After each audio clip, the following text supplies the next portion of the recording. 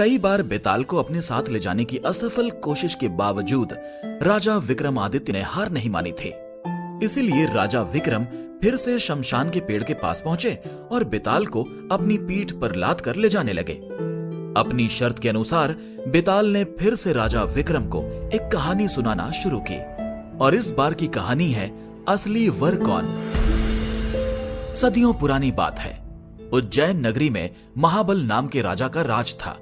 वो बहुत पराक्रमी और दयालु था। उसकी महादेवी नाम की एक बेटी थी जो काफी सुंदर और सुशील थी।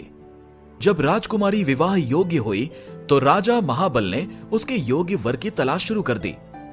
एक एक करके कई राजकुमार राजकुमारी से विवाह करने की इच्छा लिए राजा के पास आए, लेकिन राजा को कोई पसंद नहीं आया। राजकुमारी से विवाह करने के लिए राजा ने एक ही शर्त रखी थी कि उसकी बेटी का होने वाला पति हर चीज में निपुण हो। इस तरह कई दिन बीत गए, लेकिन राजा को अपनी बेटी के लिए योग्य वर नहीं मिला। एक दिन की बात है, जब राजा अपने दरबार में बैठे थे कि तभी वहां एक राजकुमार आया और उसने कहा, मैं राजकुमारी महादेवी से विवाह करना चाहता हूं।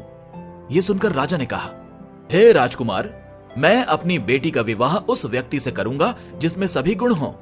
इस पर राजकुमार ने जवाब दिया, मेरे पास ऐसा रथ है जिसमें बैठकर क्षण भर में कहीं भी पहुंच सकते हैं। यह सुनकर राजा ने कहा, ठीक है, तुम कुछ दिन रुको, मैं राजकुमारी से पूछकर तुम्हें जवाब दूंगा।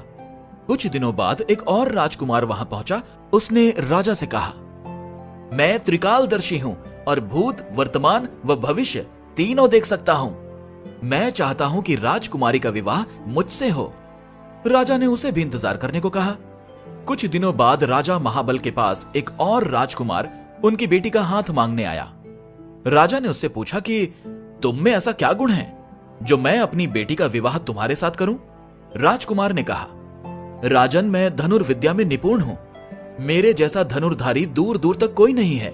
राजा ने उससे कहा, बहुत खूब राजकुमार, आप कुछ दिन प्रतीक्षा करें, मैं अपनी बेटी से बात करके आपको जवाब दूंगा।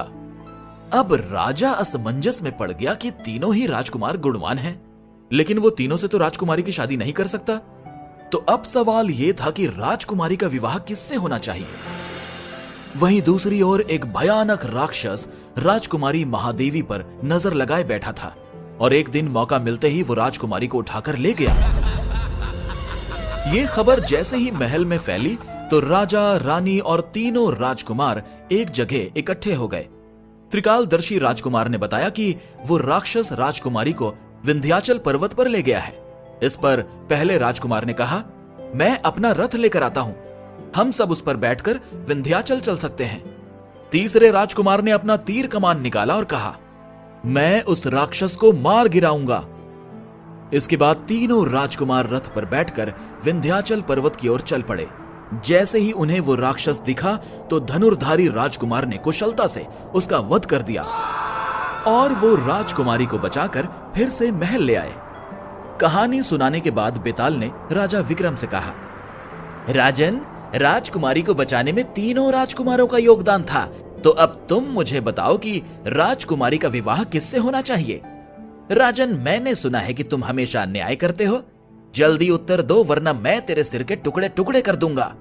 इस पर राजा विक्रमादित्य ने उत्तर दिया कि राजकुमारी का विवाह धनुर्धारी राजकुमार से होना चाहिए, क्योंकि उसने राक्षस से लड़ाई करके राजकुमारी को बचाया और बाकी दोनों राजकुमारों ने केवल उसकी मदद की। जवाब सुनते ही बेताल ने कहा, बहुत खूब विक्रम, तूने सही जवाब दिया, लेकिन तू भूल गया, मैंने कहा था कि तू बोला तो मैं चला। इतना कहकर बेताल दोबारा उसी शमशान के पेड़ पर जाकर लटक जाता है और राजा विक्रम उसे पकड़ने के लिए उसके पीछे भागने लगते हैं।